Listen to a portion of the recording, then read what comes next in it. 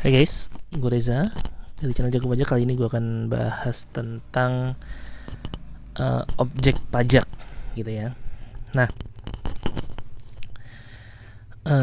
di dalam pasal 4. Oh, tapi sebelum kita masuk ke objek pajak ya, gue akan coba overview dulu bagaimana sih cara perhitungan PPh orang pribadi ya. Jadi kalau kita lihat perhitungan PPh orang pribadi itu akan dimulai dari yang namanya penghasilan bruto, guys. Kemudian akan kita kurangi dengan biaya-biaya. Dapatnya adalah penghasilan neto. Kemudian kita kurangi dengan PTKP. Hasilnya adalah penghasilan kena pajak. Kita kali dengan tarif, ya tarifnya tarif pasal 17. Hasilnya adalah PPh terutang. Dikurangi dengan kredit pajak. Hasilnya adalah PPh kurang bayar, nihil atau lebih bayar. Nah, sekarang kita akan masuk ke sini dulu guys, ke objek pajak, yaitu objek pajaknya adalah penghasilan. Nah, di dalam pasal 4 Undang-Undang PPh disebutkan bahwa yang menjadi objek pajak itu guys, itu adalah penghasilan guys. Nah, apa sih itu penghasilan ya? Di dalam pasal 4 didefinisikan bahwa penghasilan itu adalah setiap tambahan ekonomis, tambahan kemampuan ekonomis ya,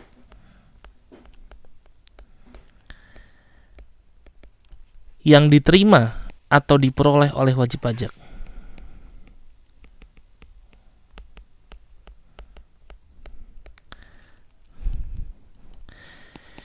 Baik yang berasal dari Indonesia maupun luar Indonesia ya, yang dapat dipakai untuk konsumsi atau untuk menambah kekayaan dari wajib pajak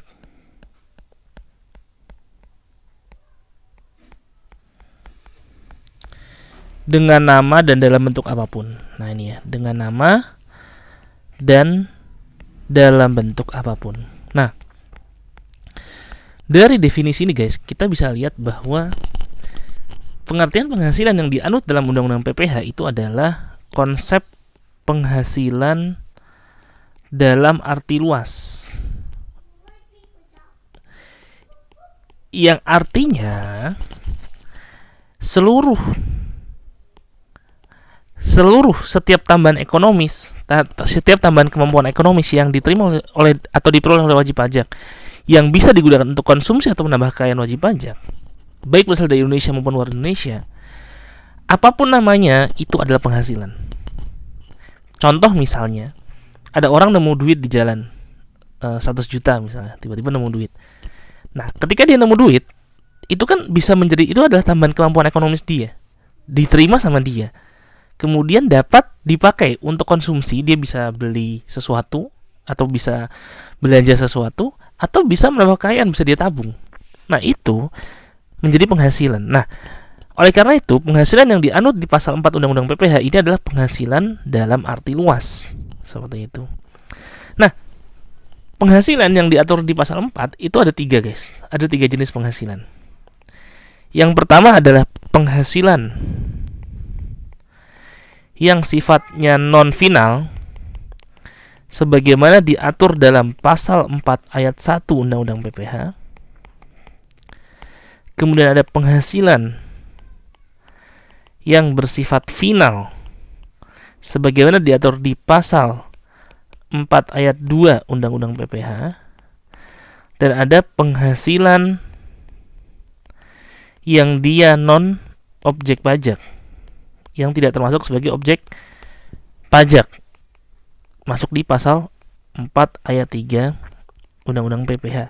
Nah, nanti guys, yang dimasukkan di dalam perhitungan ketika mengisi SPT tahunan, ya, yang dimasukkan ke dalam perhitungan ini, ya, perhitungan ini itu hanyalah penghasilan yang sifatnya non final. Ya. Secara default sebenarnya semua penghasilan itu sifatnya non final, guys. Kecuali yang dikecualikan yang dia masuk ke penghasilan yang bersifat final dan penghasilan yang non objek pajak. Maka setiap penghasilan itu sebenarnya sifatnya non final. Contoh tadi misalnya kita nemu duit di jalan. Nah, nemu duit di jalan itu adalah penghasilan yang sifatnya non final yang harus dimasukkan ke dalam SPT. Jadi apapun sebenarnya jenis penghasilannya defaultnya adalah non final, kecuali yang memang diatur di pasal 4 ayat 2 dan pasal 4 ayat 3 Undang-Undang PPh. Sehingga kalau di pasal 4 ayat 2 dia masuk ke penghasilan final, penghasilan yang masuk ke pasal 4 ayat 3 dia termasuk penghasilan yang non objek pajak. Ya. Nah, sehingga yang perlu kita pelajari terlebih dahulu, karena secara umum itu sebenarnya seluruh penghasilan adalah masuk ke pasal 4 ayat 1, maka yang perlu kita pelajari secara terlebih dahulu adalah mana aja penghasilan yang dia masuk ke penghasilan yang dikenakan PPh final sebagaimana dimaksud di pasal 4 ayat 2 Undang-Undang PPh, dan penghasilan yang non objek pajak sebagaimana yang dimaksud di pasal 4 ayat 3 Undang-Undang PPh. Ya, ini yang akan kita pelajari terlebih dahulu, baru nanti kita akan belajar ke pasal 4 ayat 1 Undang-Undang PPh. Oke, kira-kira itu dulu yang bisa gue sampaikan di video kali ini. Semoga bermanfaat. Jangan lupa like, subscribe, dan komen. Dan apabila kalian menyukai di channel konten di channel YouTube gue, bisa klik share di seluruh sosial media yang kalian miliki. Oke, sampai ketemu di pertemuan berikutnya. Bye bye.